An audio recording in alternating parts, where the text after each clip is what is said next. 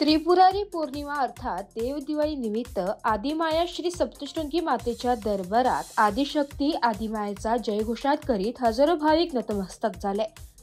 मंदिर गाभाऱ्यात व मंदिर पायऱ्यांवर फुलपाकळ्यांची आकर्षक रांगोळी काढून व शेकडो दीप प्रज्वलित करून नेत्रदीपक असा दीपोत्सवही भक्तिभावात साजरा करण्यात आला। त्रिपुरारी पौर्णिमा अर्थात कार्तिका पौर्णिमेस बुधवारी दिनांक 5 ऑक्टोबर रोजी सकाळी 7 वाजता ट्रस्ट कार्यालयातून आदिमायेच्या अलंकाराची सवाद्य मिरवणूक काढण्यात आली होती। आज गुरु नानक जयंतीची सुट्टी आल्याने त्यात त्रिपुरारी पौर्णिमा असा योग आल्याने त्रिपुरारी पौर्णिमा निमित्त भाविकांची मोठी गर्दी झाली होती। दरम्यान आज सकाळी त्रिपुरारी पौर्णिमेनिमित्त पुणे येथील महापूजेचे देणगीदार भाविक प्रवीण कारले यांच्या वतीने श्री भगवती मंदिरासह विविध फुलवाळांची विशेष खास आरास करण्यात आली होती। नाशिक येथील सजावटकार शंकरराव जुन्नरे यांच्या टीमने आरास साकारली होती।